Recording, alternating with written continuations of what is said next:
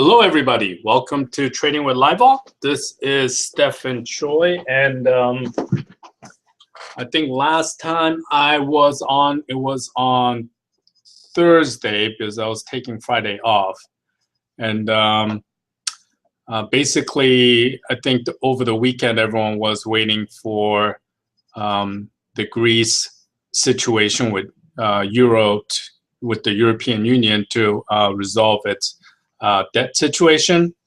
I woke up on Monday and basically was waiting for the news, and then finally it was announced that Greece rejected the offer to extend it at the current, I guess, agreement. And the market, I think, right at the beginning only fell about 9 points. Futures-wise, and then today, basically, it's up. So, usually when you have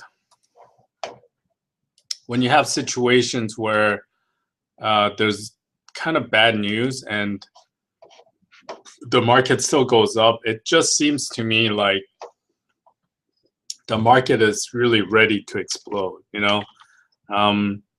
And the reason I get that sense is the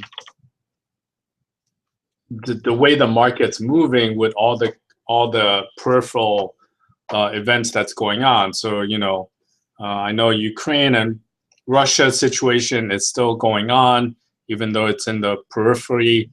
I know they agreed on some on ceasefire, but it seems like there's still fighting going on.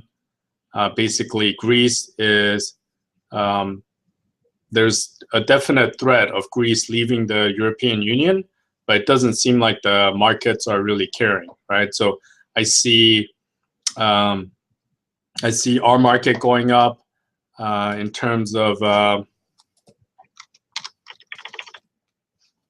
see the European markets are making new highs. So, Germany is probably the biggest, benefactor or liability towards the debt in Greece. And pretty much these guys are just making an all-time high every day. And even though Greece rejected the plan, the DAX is pretty much unched. So my feeling is that either people are assuming that a deal is going to get done, even though there's all this posturing going on, or even if the deal doesn't get done, it doesn't matter.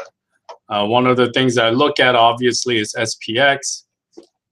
I look at the VIX, and you see the VIX, kind of the support is around 15. It's right around here, so we'll see if this ticks up, which most likely would mean the markets go down. If not, it'll just revert going back down, and the market will, resume going back up. The other one is TLT. So you can see the TLT, which is the interest rates. It's been getting hammered, which is contrary to. Which is a little contrary to the current situation with Greece and the European Union. If Greece does exit, people kind of like assuming will go into treasuries, but it looks like everyone is selling treasuries. I also see the utilities basically selling off drastically, and you see things like technology, discretionaries, basically staples, materials, they're all making new highs. So my general sense is I don't know if I want to be buying calls at an all-time high with all this other stuff going on. Even though I'm bullish, I'm not comfortable making any big bets. I do have some out there, One is Citigroup. If you guys see this, there's this massive position. Most of these are just out of the money. And the only thing in play is this February 53, but even that is a very low delta that'll come in. So basically, I have that going on. And today, I bought some MGM just because they had horrible earnings and the stock went up. So usually when there's like horrible news and the stock still goes up, usually is when I like to get in. Looks like my timing was off, which is not that unusual. And but my thinking is it's gonna go up here. I would have gone out of Mankind, but I got out of half, and there's so little left that I'm gonna keep the Mankind. Let me actually go to it. All right, so I have this 20 lot at 6 cents. It's 120 bucks. So basically, I'm just gonna let it ride, see how it goes. In general, look like one of the other news is GoPro. They released like 70-some million shares, and it's up 12%. People are wondering why. Maybe because there wasn't a large sell order, but also this is like extremely hard to borrow. So once all those shares flooded the market and it became easier to borrow, basically there's like a rubber band that released, and it might be going up. So there isn't much going on. I think everyone is still waiting for the Greece to get resolved. My belief is if it does get resolved, we're going to have a pretty big increase in the market, but I'm not comfortable enough to make any kind of trading on it. So my account is pretty flat. It's around 137. Here's my summary. So in the last month, I returned about 5,900. So nothing great. I'm trying to make about 10,000 a month. I started out with 100,000. I've been taking out 10,000 a month. So I'm gonna try to continue doing that. In the last 3 months, I made about 41,000, but really my turnaround was on this day, December 17th, where I went from negative 19 to up 41. So I made about 60 grand since December 17th with this new strategy.